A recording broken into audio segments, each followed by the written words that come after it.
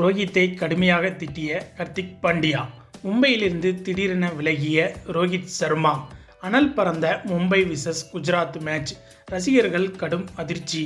அதாவது இந்த வருட ஐபிஎல்லில் எல்லோருடைய கவனமும் மும்பை இந்தியன்ஸ் மீது தான் இருக்கிறது.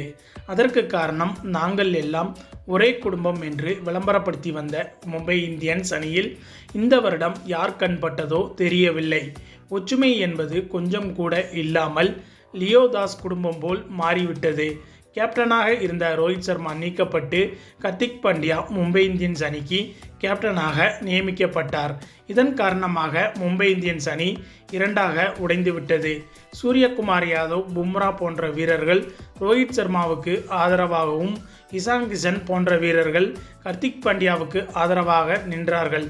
இதனால் மும்பை இந்தியன்ஸ் அணியில் பல பிரச்சனைகள் எழுந்தன. ரோஹித் சர்மாவை சமாதானப்படுத்த அம்பானி குடும்பம் பல முயற்சிகள் எடுத்தது. மேலும் மும்பை இந்தியன்ஸ் அணியின் பயிற்சி முகாம் தொடங்கி ஒரு வாரம் ஆன பிறகுதான் லேட்டாக ரோஹித் சர்மா வந்து சேர்ந்தார் என்பது குறிப்பிடத்தக்கது. இந்த நிலையில் குஜராத் அணிக்கு எதிரான நேற்றைய போட்டியில் 5 முறை கோப்பையை வென்று கொடுத்த ரோஹித் சர்மா ஒரு சாதாரண வீரராக களமிறங்கினார். ரோஹித் சர்மாவை ஹர்திக் பாண்டியா எப்படி கையாளப் போகிறார் என்று மிகப்பெரிய எதிர்பார்ப்பு எழுந்தது. குறிப்பாக ஹர்திக் பாண்டியா ரோஹித் சர்மாவை மரியாதையாக வழிநடத்துவாரா என்று ரசிகர்கள் கடும் யோசனையில் இருந்தார்கள். இந்த நிலையில் ரசிகர்கள் பயந்தவாறே ஹர்திக் பாண்டியா நேற்று நடந்து கொண்டார். குஜராத் அணிக்கு எதிராக மும்பை அணி ஃபீல்டிங் செய்தபோது ரோஹித் கூறிய அறிவுரைகளை ஹர்திக் பாண்டியா கேட்கவே இல்லை. இதனால் இருவருக்குள்ளும் மைதானத்துக்குள்ளேயே மோதல் வெடித்தது.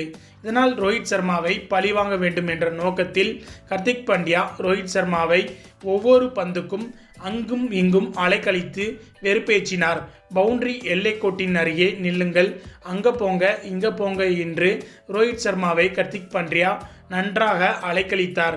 இதனை பார்த்த ரசிகர்கள் கோபத்தின் உச்சிக்கே போய்விட்டார்கள். மொத்த மைதானமும் பரபரப்பாக காணப்பட்டது. பொதுவாக சீனியர் வீரர்கள் மற்றும் முன்னாள் கேப்டன்களை இளம் கேப்டன்கள் 30 மீட்டர் இன்னர் சர்க்கிளில் நிற்க வைப்பார்கள். இதற்கு காரணம் பவுலர்கள் தவறு செய்யும் போது முன்னாள் கேப்டன்கள் அவர்களுக்கு தகுந்த அறிவுரைகள் வழங்குவார்கள். மேலும் சீனியர் வீரர்களை ஒரே இடத்தில்தான் நிற்க வைப்பார்கள். இளம் வீரர்களை தான் கேப்டன்கள் எப்போதுமே இடத்தை மாற்றி மாற்றி நிறுத்தி ஃபீல்டிங் செய்ய வைப்பார்கள்.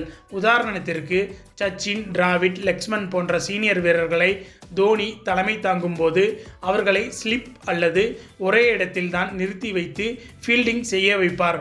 ஆனால் தற்போது மும்பை அணிக்கு கேப்டனாக பொறுப்பேற்றுள்ள ஹர்திக் பாண்டியா ரோஹித் சர்மாவை ஒவ்வொரு பந்துக்கும் அங்கும் இங்கும் அலைக்கழித்து வெறுப்பேற்றி உள்ளார்.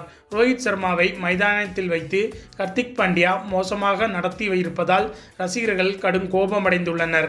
இந்த நிலையில்தான் வெறுப்பின் உச்சத்துக்கே போன ரோஹித் சர்மா மும்பை அணியிலிருந்து தற்காலிகமாக விலக முடிவெடுத்திருப்பதாக அதிர்ச்சிகரமான தகவல்கள் வெளிவந்து கொண்டு இருக்கின்றன. அவரை சமாதானப்படுத்தும் முயற்சியில் அம்பானி குடும்பம் மீண்டும் இறங்கியுள்ளதாக தகவல்கள் வெளிவந்து கொண்டு இருக்கின்றன. என்னதான் இருந்தாலும் சென்னை அணி நிர்வாகம் போல மும்பை அணியின் நிர்வாகம் இல்லை என்று ரசிகர்கள் தங்களுடைய ஆதங்கத்தை வெளிப்படுத்தி வருகிறார்கள். ஓகே ஃப்ரெண்ட்ஸ், இதை பற்றிய உங்களுடைய கருத்துக்களையும் மறக்காமல் கமெண்டில் சொல்லுங்கள். மேலும் இந்த வீடியோ பிடிச்சிருந்தால் லைக் அண்ட் ஷேர் பண்ணுங்கள். நம்ம சேனல் சப்ஸ்கிரைப் பண்ணுங்கள். கூடவே பெல் பட்டனையும் கிளிக் பண்ணுங்கள். தேங்க்ஸ் ஃபார் வாட்சிங்.